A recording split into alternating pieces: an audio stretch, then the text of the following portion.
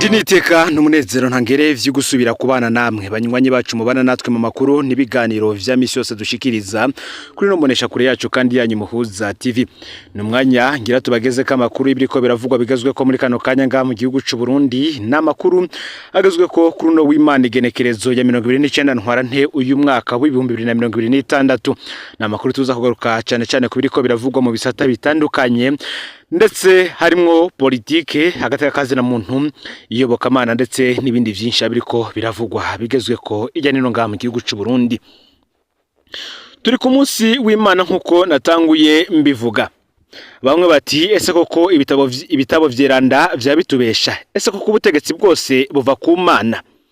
Reka dutangurire ku mwihwezo udasanzwe ndetse kandi tuze no kuraba ico ibitabo vyeranda bibivuga ko ni mu gihe benshi baravye ibibera ku mugabane wa Afrika cyane ivyo abanyepolitike bakorera bene gihugu ivyo babemerera hamwe bakanitwaza izina ry'Imana babona ko ngo politike ari umukino w'uruhendo gusa aho umuntu ahenda abene gihugu ashaka inyungu ziwe gusa.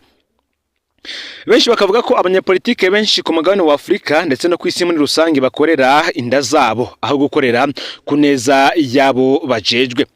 Iyi mvugo ko ubutegetsi buva ku Mana irakoreshwa cyane mu isi rusangi vyagera mu bihugu vyo ku mugabane wa Afrika igacika nk'ururirimbo ruhagize igihugu.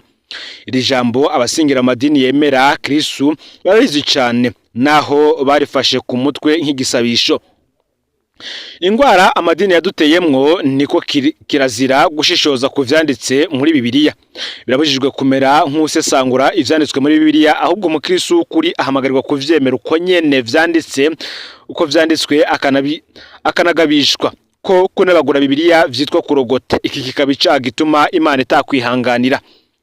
Abategetsi rero mwisi baciye bikikamukiza mu gutera ubwoba abanyarucari ko n'Imana yari vumereye ku butegetsi buva kuri yo. Gutyo banyamwishi mu magogwa yabo baca baruca bakarumira kuko batahujwe ko Imana iri ku ruhande rw'umutegetsi.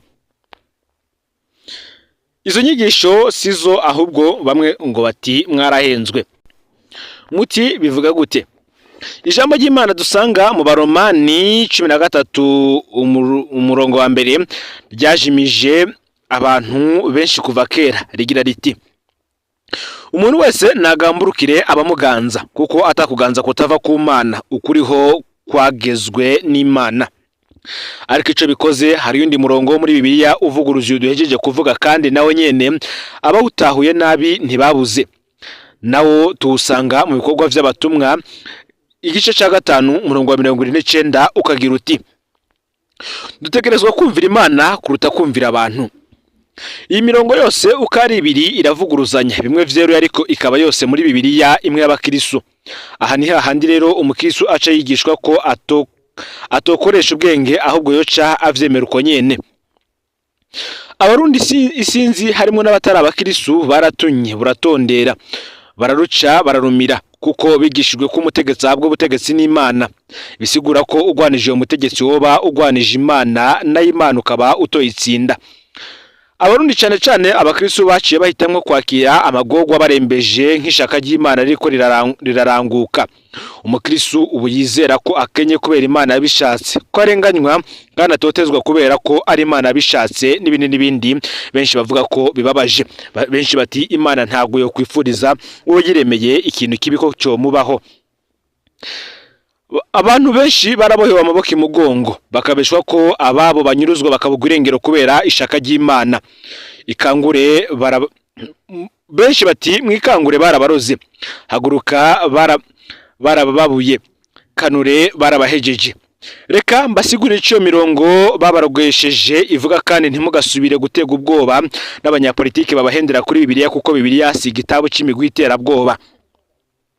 Hari umufilozofe akaba n'umupatiri yamuka mu Butaliyano wo mu myaka ya kera cyane yitwa Saint Thomas d'Aquin.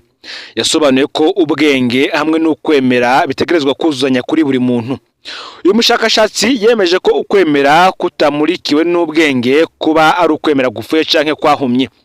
Kuvyuko Bibiliya ivuga ko twogamburukira ubutegetsi kuko buva ku Mana, uyu munyabwenge avuga ko ibi ari ukuri ariko bidasigura ko ari ntabanduka.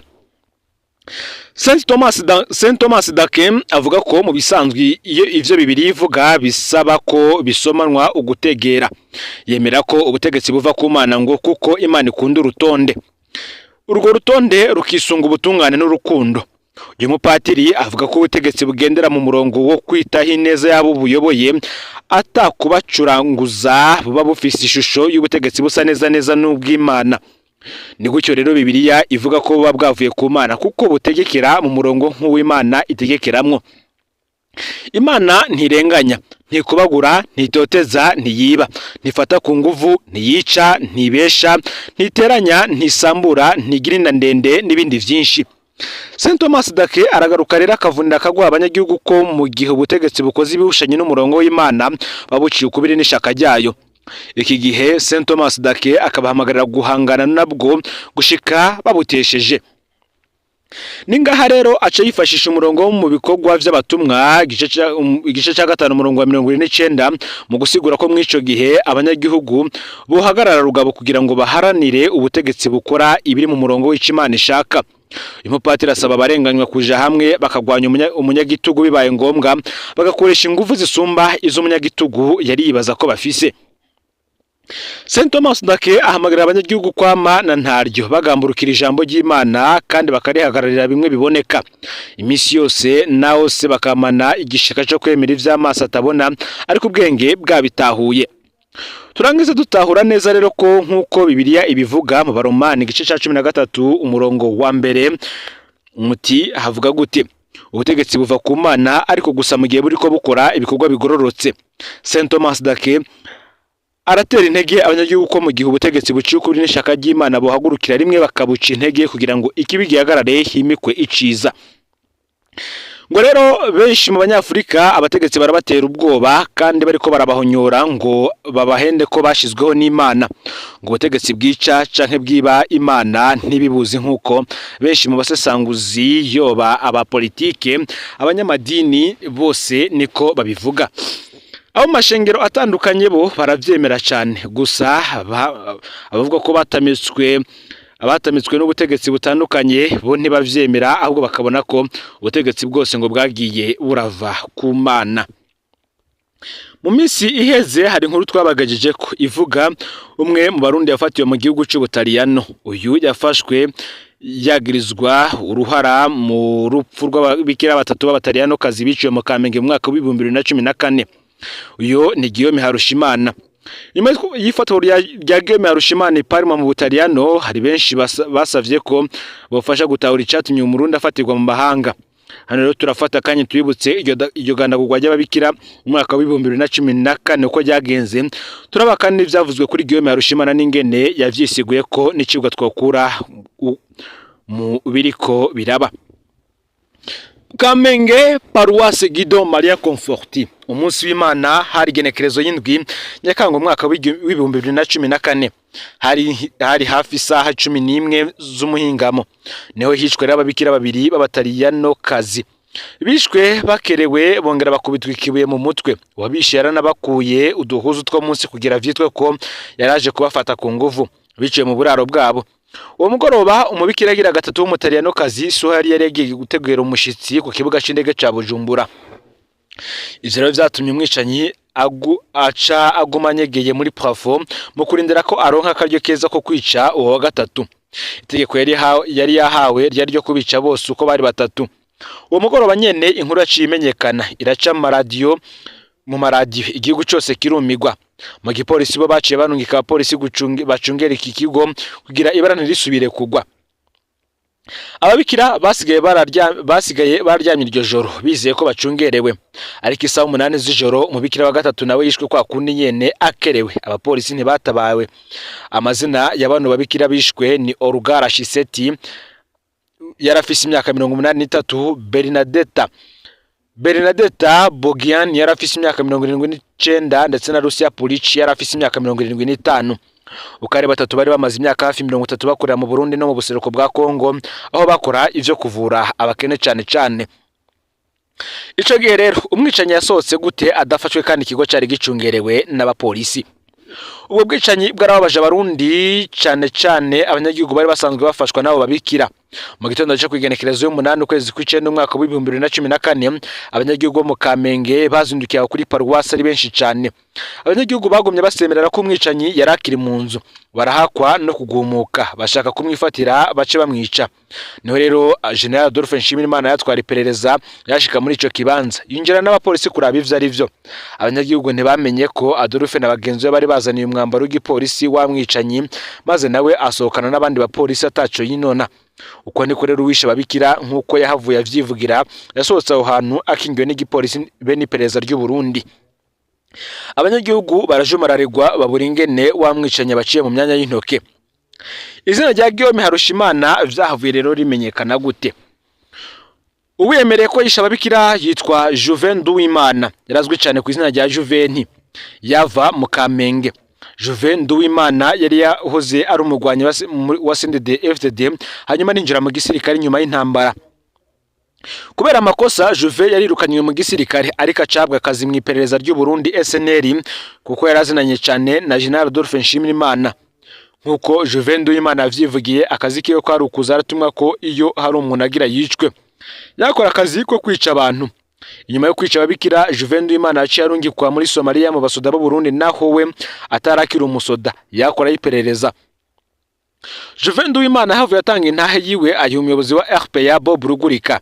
Intahe yayitanze akiri muri Somalia. Muri iyo ntahe Juve yaratomoye neza abo bagiranye inama itegura ubwo bwicanyi. Harimwo General Adolphe Nshimirimana, General Gervais Ndirakobuca, Joseph Mathias Niyonzima batazira Kazungu, Komiseri Ayubu, Guillaume Harushimana be n'abandi bari basangiye mission yo kwica nk'umupolisi yavuga ko yitwa Mwarabu. Mu ntahe yiwe Juveni yavuze ko umunsi baja kwica ababikira bavuye ku kirabi wabo w'abantu ca Adolphe Nshimirimana akagiye kuri mission yo kwica ababikira akagendera mu modoka yari kinyongwa na Guillaume Harushimana. Juveni Nduwimana yavuze ko iyo modoka yari yo kuri centre de jeune Kamenge ari naho Guillaume Harushimana yakorera. Amaze gutanga iyo ntahe Juve Nduwimana yaciye akugwa muri Somalia agarukanwa mu Burundi. Yururutse indege ku genekerezo ya gatatu ndamukiza umwaka wa 2015. Ico gihe hariho ubwoba ko ashika yicwa. Mutama Petro Caraveni Mbonima arungu ya PRODH arasemera kugira Juveni aca janwa mu iborero rizwi.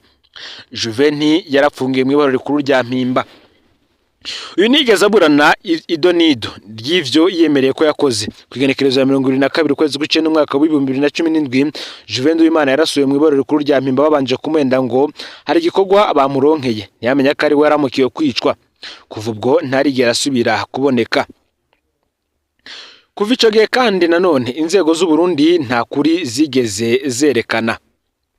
Nkuko benshi babivuga, inzego z'igihugu nta kuri zari zikeneye ko kuja habona ubwa mbere zihutiye gufata umusore agwaye mu mutwe Christian Butoyi zimubeshera ko yemerera ko ari we yishe ababikira. Mu kw'icenda Christian Butoyi k'uyu mwaka azoba kwije imyaka 13 ari mu munyororo wa Gahotoro atazi n'ivyo yagirizwa. Muri nzeri mwaka wa 2015 harafashwe Bob Ruguri ku muyobozi wa RPA yazize ayo matohoza yakoze agashira habona bishe babikira. Yahavuye ari kugwa haci ukwezi kubera leta y'u Burundi yaremerewe n'abanyagihugu kuri campagne di mardi vert nibe n'amakungu. Guillaume Harushimana muti rero yisiguye gute?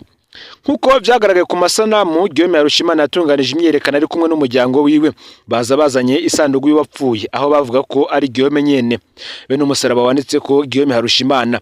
Imyerekano yabereye imbere y'ibiro vya RPA basaba ko radio izura Guillaume Harushimana ngo kubera yari yamuhamvye mu kumwagiriza ko ari we bishe babikira.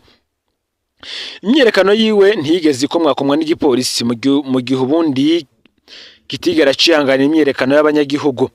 Guillaume Harushimana yari afite ikireguzo kimwe gihambaye. Yerekanye ko yari mu Rwanda kuva ku genekerezo ya 6 Nyakanga umwaka wa 2014, umunsi umwe imbere yuko ababikira bicwa, gushika ku genekerezo y'icenda Nyakanga umwaka wa 2014, umunsi umwe nyuma y'aho ababikira biciwe. Ibidodo vya passport yiwe nivyo vyavyerekana. RPA yo ntivyatevye kuvuga ko ivyo bidodo vyari vya magendo, iranatomora neza ko vyakoreshejwe mu bugenzi. Ikimenyamenya nuko ibidodo vy'u Burundi vyari bitandukanye n'ivyari ko birakoreshwa ku rubibe Guillaume Harushimana yavuga ko yaciyeko. Mu mwanya wa mbere muri PAF baravuze neza ko ibidodo vyari muri passport ya Guillaume Harushimana bitari ivya PAF, ariko buke PAF irihindukiza ivuga ko ari ibidodo yahoze ikoresha. Gutyo rero ikiremeza ko ari vyo Guillaume Harushimana yari mu Rwanda igihe ababikira bicwa. PAF rero ntiyigeze isigura impamvu muri passport ya Guillaume Harushimana wenyene ariho yakoresheje ivyo bidodo vya kera. Iyi sigura Guillaume Harushimana ihakwa n'indi yakoreshejwe n'uwishe Ernest Manirumva mw'ijoro ry'igenekerezo ya 8 rishira igenekerezo 9 ndamukiza umwaka w'ibihumbi 2009. Uwipereza ryakoresheje mu kumurangiza yari uwitwa Gabriel Nduwayo batazira CC, nawe yisiguye avuga ko ijoro Manirumva yiciwe ko we yari yaraye mw'ihoteli mu Rumonge, mbere arazana na resi yariye ko iyo hoteli. Gabriel Nduwayo batazira CC nawe yahavuye afatirwa muri Canada aratangwa mu Burundi. Guillaume Harushimana ntigeze akurikiranwa mu butungane mu Burundi cyo kimwe n'abandi bose. Juvenal Uwimana yari yaratomoye neza ko bakoranye iryo bara ryo kwica abatamakazi b'ababikira kazi b'abataliyano mu Kamenge. Kugeza ubu mu Burundi hapfunzwe impazwa Christian Butoyi yonyene. Muti none Guillaume Harushimana afatiwe Parma mu Butaliyano nkuko vyagenze kuri sose muri Canada. Bamwe bati ese twizere ko azotanwa ahubwo azoca acibwa urubanza mu Butaliyano nyene. Ni vyinshi biriko biribazwa. Muti rero kuki ababikira kazi b'abataliyano bishwe? Muti ifatwa rya Guillaume Harushimana mu Butaliyano ryasigura iki? Navyo tuzobigaruka ko. Ngarera amakuru yaragizwe ko muri kano kanya ufite subscribe cyangwa sabone niba utarafyenda ko kugira ngo tuzocikanwa n'adushikiriza usangize kandi no makuru bagenza aho bose kugira ngo nabo baje barashikirwa nayo biriko biravugwa bigezwe ko muri kano kanya nga mu gihugu cy'u Burundi hanze imbizo z'igihugu cy'u Burundi ndetse no makungu ya kure no Mpuza TV Imana iba hezagire.